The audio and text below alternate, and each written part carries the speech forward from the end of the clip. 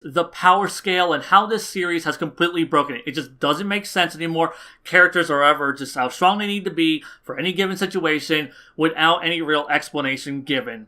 And it is an issue that I completely 100% agree with, but one thing I never hear people really talk about is the root cause of this problem. Like, what caused this to happen in the first place, which is Dragon Ball's massive power creep problem. Now, for those that don't know what the fuck power creep is, or even those who do know what power creep is and are like, wait a second, you're using that wrong. What power creep is, it's a term that's pretty much used exclusively for games. Long-running tabletop RPGs, trading card games, MMOs, anything that gets expansions added to it, and these expansions add new powerful elements that make the older elements completely fucking worthless. And I think it's a really good term to describe what's wrong with Dragon Ball as a whole. And the most obvious offender of this issue is our protagonist, Son Goku. Not only is he always the strongest character, but he always gets, whenever there's like a special training thing introduced, or technique introduced, or transformation, it's always Goku who is going to get it. It's always going to be Goku who's at the top of the pile 98% of the time. And a lot of times, these supporting casts don't ever get the benefit from these special trainings or techniques that Goku gets to, and even when they do get the benefit from these same advantages that Goku has, they never get the same kind of advantage from it that Goku would get.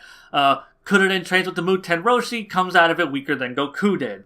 Everyone gets to train with Karin and with Kami in the Heavenly Realm, but they get to do it years after Goku did, so everyone is always behind Goku in everything that they're doing. Goku trains with Kaio, then everyone else gets to train with Kaio, but whenever they get to train with Kaio, they never get the Kaioken.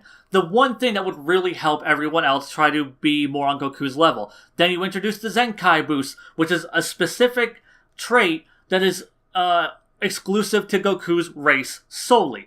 And then the one other character who would have this same ability, or one of the other characters who would get this ability, like Gohan and Vegeta, never seem to benefit from it the exact same way that Goku would. Goku gets these massive gains, Vegeta gets massive gains, but just never in the exact same amount that Goku does. Goku always just seems to be like 5 steps ahead of Vegeta all the goddamn time.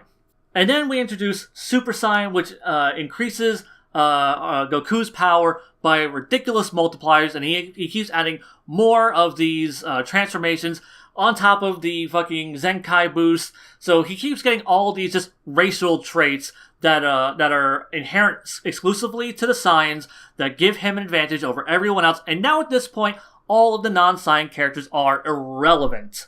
Piccolo, the one Namekian, the one other alien, he kind of sticks around a little bit, but even he is always proved to be irrelevant. He fuses with Nail, and then by the time Frieza hits his 3rd form, he is completely worthless. He absorbs, or he fuses with Kami, and then is able to go toe-to-toe with Cell, but then by the time Cell comes back, he is once again completely useless and is never actually plot relevant again within the context of the original manga. So once again, as these new elements are coming into play, they're either just exclusive to Goku's race, or whenever other people do get to benefit from the exact same things that Goku does, they never benefit as much as Goku does. And then, of course, the series is always adding in bigger and badder, stronger villains that are, 50 times stronger and 100 times stronger. Then Goku has to, reach these new echelons of power. And sometimes Gohan gets to reach echelons of power. But it's almost always Goku has to reach these new echelons of power. And no one else is reaching these tiers. And everyone just keeps becoming less and less and less relevant. By the time Battle of Gods rolls around, Goku is in his base form is stated to not even be as strong as Frieza, but at this point, his base form still feels completely untouchable to all the other characters. No one's ever going to catch up to just his base form.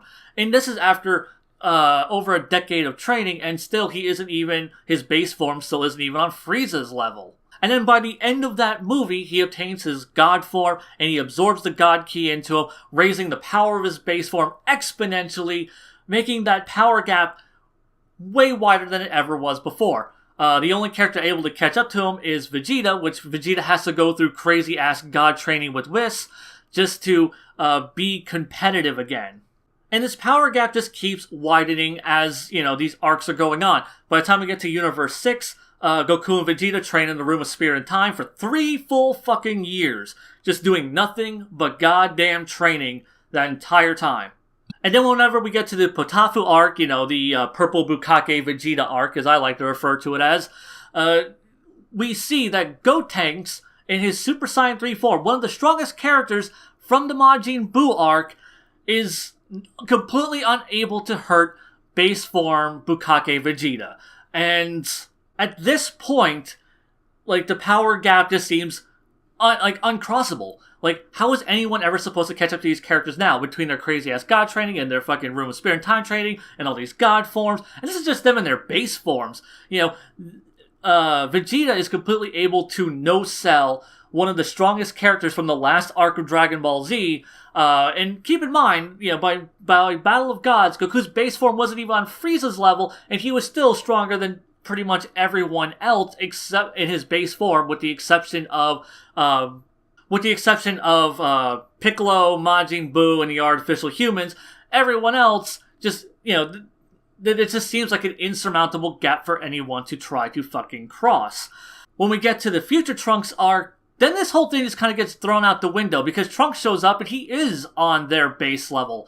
He doesn't have the same transformations they do, so he isn't as capable yet until he gets his ridiculous bullshit transformation. But when he is introduced way too goddamn strong. He feels like now he's fucking insurmountable in power. And, you can say Prodigy, blah, blah, blah. Well, he was never that kind of a prodigy. So this is where Dragon Ball starts having to throw the power scale out the window. It's like they just kind of low-key reset everything. And I understand the reason for this is because they've raised the power bar so fucking high and made the gap so fucking large that nobody is going to be able to catch up to them. So now they just kind of have to ignore the fact that Goku and Vegeta are as strong as they are, and just make characters on their level just so they can tell the stories that they're trying to tell. And that's kind of the big problem with the Universe Survival arc, is that now everyone just gets to go, I've been training off screen, and now I'm as strong as 10 Friezas, even though Goku at the beginning of Battle of Gods isn't even as strong as a Frieza. These characters are being shown to be on par with Goku in his base form, if not stronger than his base form.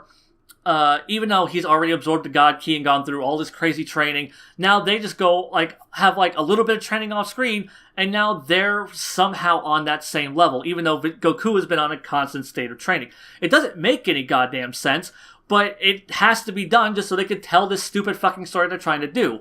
Honestly, though, I don't inherently blame Toei for this. This is partially Toriyama's fault. This is mostly Toriyama's fault because, one, this is just the story he created. He could have kept the human characters more relevant. He didn't have to put these huge gaps in in power in his storylines and have these characters do all these additional bits of training to make the power gap wider and make it make less sense.